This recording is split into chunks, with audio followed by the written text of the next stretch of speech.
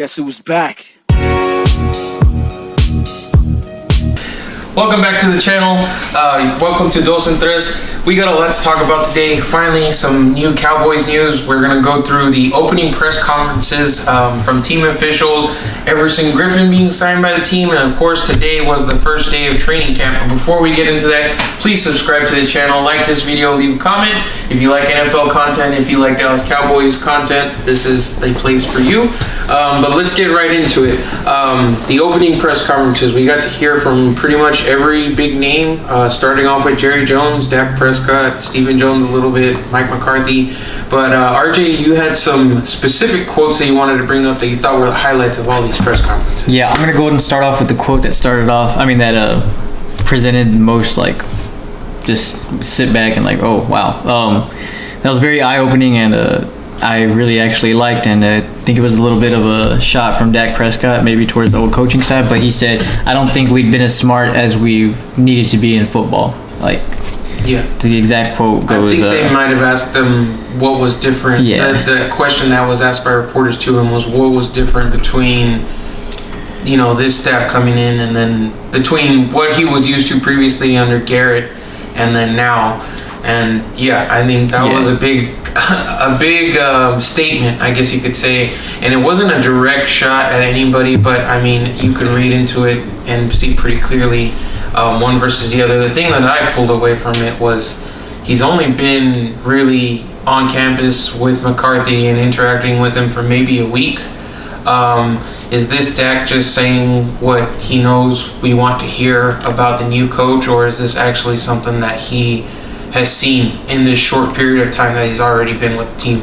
I don't know. I mean, obviously I'd like to think the second one, but it could also be just, you know, hey, I know what they want to hear. Dak and every other professional quarterback in the NFL is really good at doing that. But yeah, a big time statement from Prescott against former coaching staff that I think we both agree are happy is not in the building anymore. Yeah, the exact quote, we hadn't been as smart as we needed to be in the game of football, and I think I think we all thought that when we were looking at who needs to be the next head coach of the Dallas Cowboys, and hopefully this is a telltale of, you know, things are going to be different.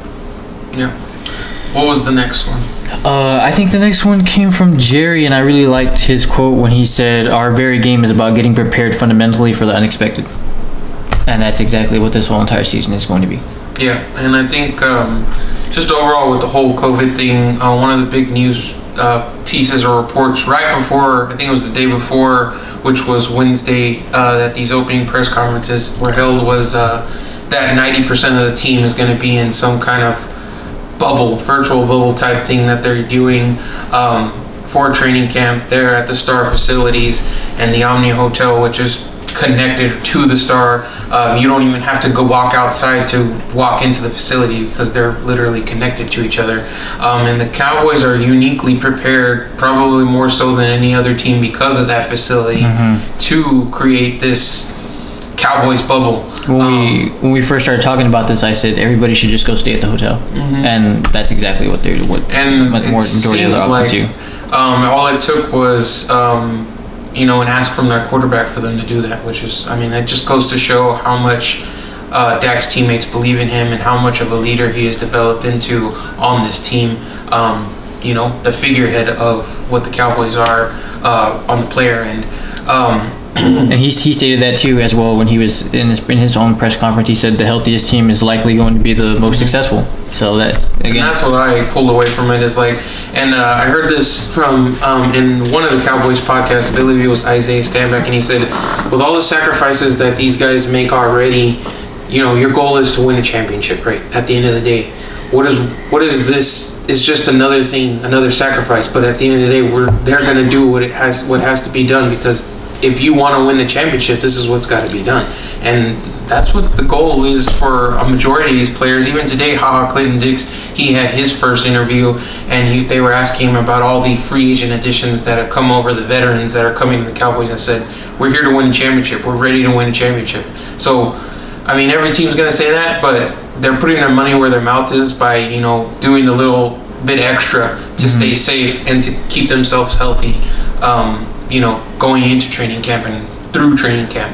I think it's very rare that you see the camaraderie that this team is showing at the moment right now, especially with a new head coach and everything going on around, But I think it goes back to number 4. And I think that's why they're able to do this. So do you have any other quotes? Because there's one thing from the press conferences that wasn't a direct quote that I wanted to bring up. I think just Dak just basically saying, I want to play, I want to throw be a Dallas Cowboy and throw the football until I can't anymore. Yeah, basically be a Cowboy for life. Yeah. Yeah, I think we definitely want that to happen. They asked Jerry Jones a similar question. He said, we see him as a franchise quarterback. We're confident the deal's going to get done. It's the same old BS we've been hearing for the last 2 years. Until there's a contract done and it's on the dotted line, I'll breathe that sigh of relief. But right now, there's literally nothing they can do about it. They're going to have to go out, they're going to play, and see what happens. But 2 things that I pulled away from this press conference. In Jerry Jones's conference, it was like a co-conference between him and Mike McCarthy on the same thing. And the majority of the questions were non-football related directly, and they were, I would say the first 10 questions were going directly at Jerry. But it was almost immediately whenever they asked the team question, Mike jumped in and basically cut off Jerry before he could get in a couple of words and was like, this is what we're doing as a team. I'm going to give, basically he's the guy who's going to talk for the team. He's a hands-on approach. This is my team. I'm going to address anything that has to do with the team and the players directly. I like that. It shows that, he's got control over his end of the game. The other thing was Dak, his first real in-person press conference period, but it was his first one since not signing the contract, but more importantly, since his brother, the tragic passing of his brother. So the poise that he showed, not only in addressing the football-related things, was, you can't really do it any better, but then also handling the emotional aspects of it as well were just, tremendous. He's exactly what you want as your quarterback or as the Dallas Cowboys quarterback, period. And it was really an awesome thing to see, an awesome thing to hear, and I'm happy that he's our quarterback right now. Now, I think that pretty much does it for the press conferences, right? So let's get into the big news. The thing that got me the most excited, I told RJ whenever I found out the news, I literally let out, a scream or a squeal of joy, you could say. It's as excited as I've been since football was played. RJ said, even since the draft. The draft was just like everything was coming to them.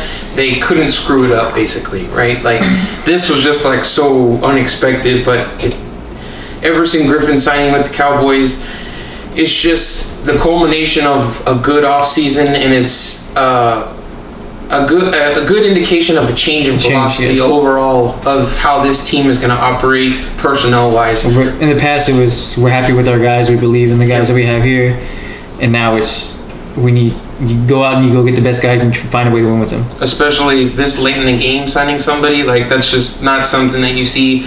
And I even saw a Steelers fan, and on Twitter, he posted it was Bud Dupree, who they franchise tag, was $15 million, and then it showed it was Everson Griffen, Gerald McCoy, Dontari Poe, Aldon Smith, all of them, and they all totaled up less than the $15 million tag. It's like, I wish that the Steelers would do business like the Cowboys. And I replied, I was like, don't give them too much credit because this is the first year they did it. But then somebody brought up a good point. Well, they signed Robert Quinn last year. That was for a trade. But, like, the Quinn thing, him and the Cowboys were rumored for so long, like, for a trade. It took them till he was 32 to get it done on the back end of his career. And it worked out. It didn't work out record-wise, but he produced. But Griffen is the last guy out of that big group of players that they've all brought in, these basically mercenaries, hitmen, these guys that all want to win the championship, Clinton Dix included in that are all in for the year and here to try and win a championship. But let's get into the specifics of Everson Griffen, a 1-year, $6 million deal. He had 8 sacks in 2019, drafted in 2010 by Minnesota. His real breakout season was in 2014. He had 12 sacks then. And then just looking at the sack totals going on into his career, 2015, 10.5 sacks, 2016, 8 sacks, 2017, 13 sacks, 6'3", 273 pounds. The reason I ended at 2017 is because 2018 is where the question marks started coming in for him, and I'll get into a little bit more of that. I guess after RJ, what were your thoughts whenever this happened? That's just one of the positions that I was really like. You're really when you sign a guy like Alden and then Gregory, it's mainly based off hope, and it's like, man, you really hope things will work out and stuff. But when that turns into an assurance that something that you don't have to be worrying about anymore, when you sign a guy like Griffen, that's what it turns into, and it turns into like, now you can have this. You can have a guy like Alden back there. Maybe now we can have a guy like Gregory if he comes back behind him in the rotation. Everson Griffen is a sure thing at the right defensive end, in both the run and the pass, and it's a solidification towards the defensive line and what it's going to bring towards this team this year. And like what you said about the run and the pass, the biggest knock on Quinn was that he just wasn't a presence in the run. He couldn't hold the edge. Yes, he could bend like hell, but you go back and watch when they played the Vikings. I don't think they didn't run one toss play to D-Law side on that last drive. So, I mean, that's a big difference. I mean, being solidified, basically, like, if you had two D-Laws on it, and you know how good D-Law is on the run. I mean, he's better at the run than he is at the pass. I mean, he's incredible against the run. So, I guess you want to jump. Well, I'll kind of jump into some of the stuff that happened with the last day practice, and D-Law saying like, no off-season surgery, no anything. He was able to refine. He said he worked on his hands, he worked on placement and everything like that. So, I would expect, guys, I expect a huge year out of some of these guys that y'all were either disappointed in or didn't saw a lack thereof as far as numbers wise goes when they actually were still playing good. But I expect that to go back up this year. Yeah, I would say numbers wise, the guy with the biggest expectations probably is a guy like D-Law, because he only had 5 sacks last year. Robert Quinn had 11.5 sacks, but I think everybody expects D-Law to have, I mean, at a minimum 8 sacks this year. I'm expecting at least 10 sacks. That would be the number that I'd like them to hit. Griffen, I'll put expectations at 8 sacks. I'm not going to put him at lofty goals, but what he gives you in the run is going to be better than what Quinn gave you in the run. And it's an immediate, like RJ said, an immediate upgrade, somebody reliable in that position, and just adds to the competition that this team already had. And a guy like Aldon Smith, who in practice today, everyone's saying looks good and, looks in shape, looks like he can rush Asher still bend the edge. Now he doesn't have to be counted on as much. He can just come in and, again, being that hitman, he's just going to have to chase the quarterback. That's it. He doesn't have to worry about, too many complexities of the run game or anything. He's just going to go in there and he's going to have one duty, and that's get to the quarterback, which is really, really good. But getting into I want to dig a little bit deeper into Everson Griffen, why maybe he was available right now. So starting off with the Vikings, he voided the final 3 years of his contract with the Vikings, which would have held him with the team until 2022, but there was no guaranteed money left in the deal. So basically, it was all roster, kick-ins is what you call it. There's a different word for it, but basically, if you're on a roster at this date, then your salary will kick in. So even if he hadn't voided those years, the Vikings most likely would have cut him. He would have counted 13.9 against the cap, and that would have been his salary. And we saw what the Vikings have done this year when we covered them. I mean, they let go of pretty much all the core pieces of their defense, the expensive pieces of their defense. So Griffen became a free agent. And like we've seen with even Jadeveon Clowney, he's still a free agent out there. What was the reasoning behind that? Well, one of the things, I think he probably overshot his value. He's already over 30 years old. He had 8 sacks this past season, but then also he had the 2018 season where some off-the-field things were a little bit concerning, or more than a little bit concerning. And he had a mental health breakdown where he missed 5 games of that season. He finished his season with 5.5 sacks, which was pretty good given that he only played 11 games. But let's get fully into it.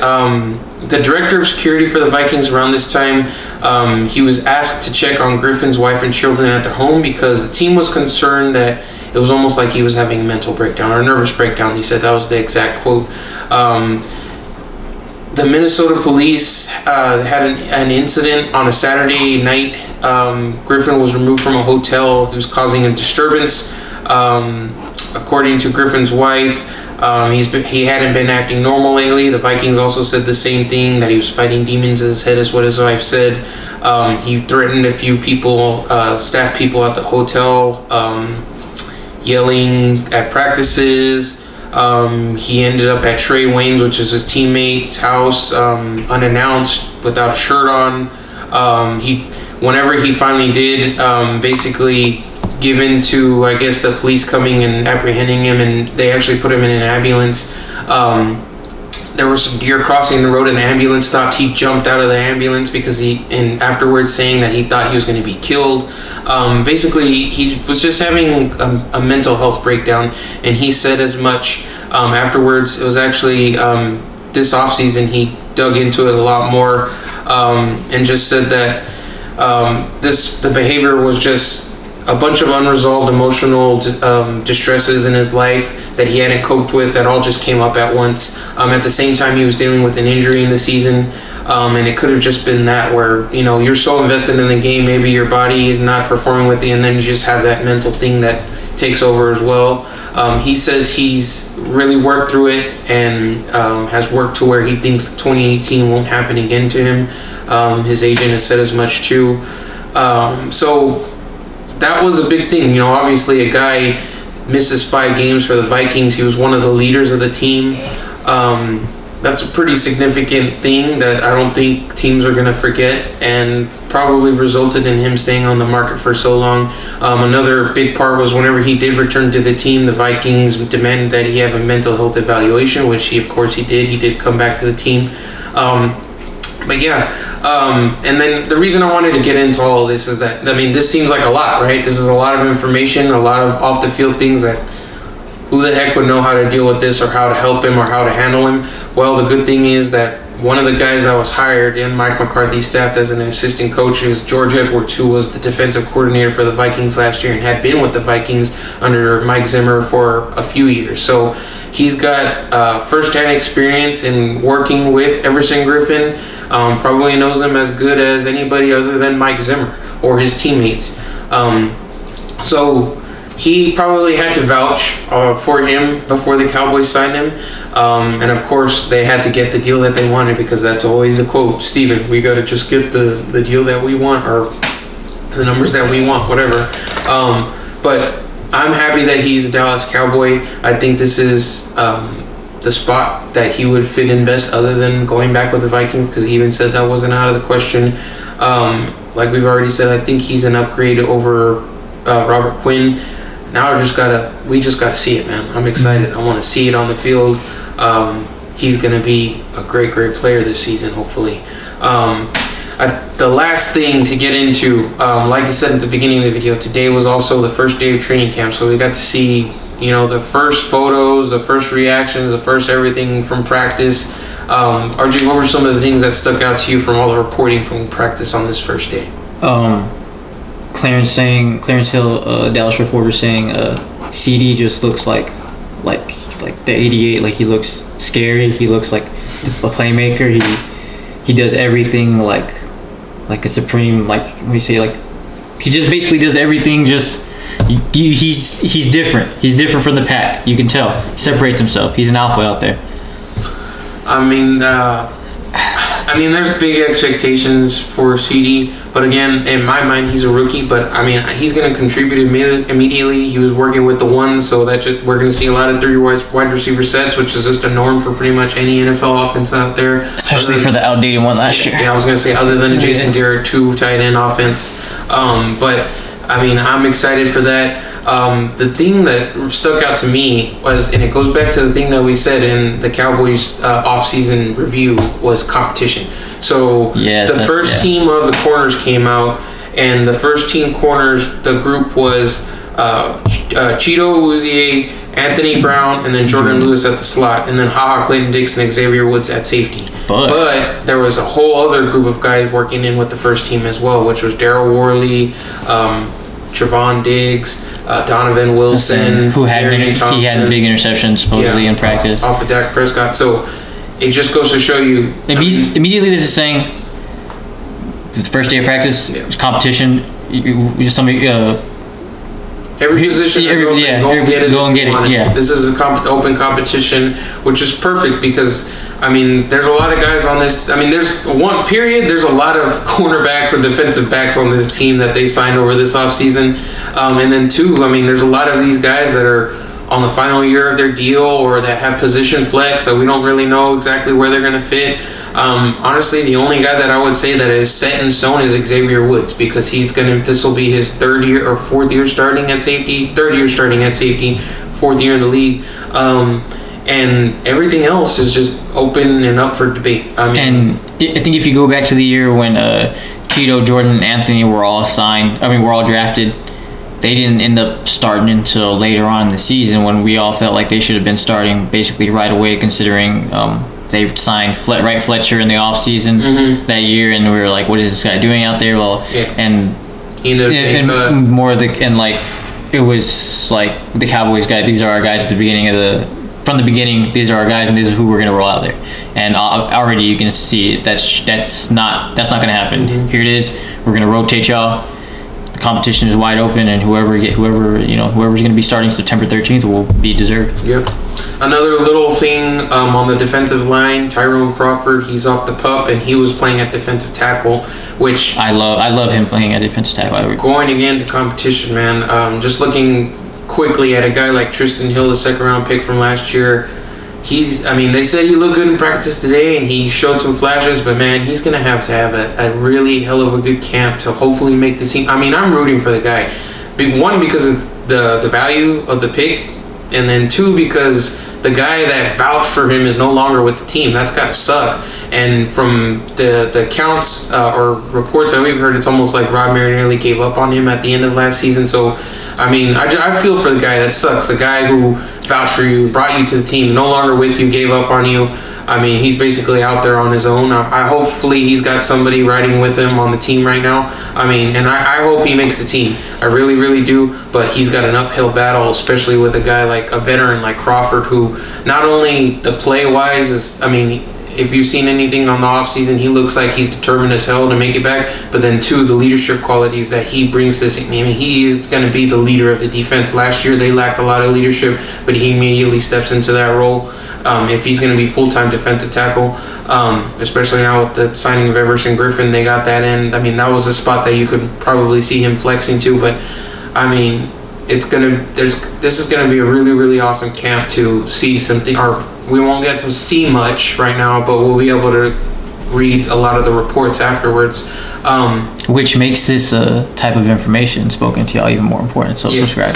This is one video to kind of encapsulate everything, and that's what we're going to try and do. There's a lot of sources for you out there, but to have it all kind of concise and packed into one, that's what we are here to do for you. But I think that pretty much wraps up the video. We appreciate you watching. Again, if you like NFL content and if you like Dallas Cowboys content, please subscribe to the channel, hit the like button, leave us a comment with any of your thoughts on these competition battles, who you think is going to make the team, who you think's not. Maybe your thoughts on Jerry Jones's answers to some of these other questions in the press conference, because I mean, they were covered a lot. Jerry's been quiet for a long time, and he finally got talking, which is odd to say the least. But we appreciate you clicking on this video and watching with us, and we will see you next time. Dak is going to win MVP this season. I'm saying that right now. Dak is winning MVP this season. He's gonna have a great season. I believe in jinxes, so I'm not gonna jinx anybody. Though it might be nice to own a jet plane, I'ma do it all for you. Come along.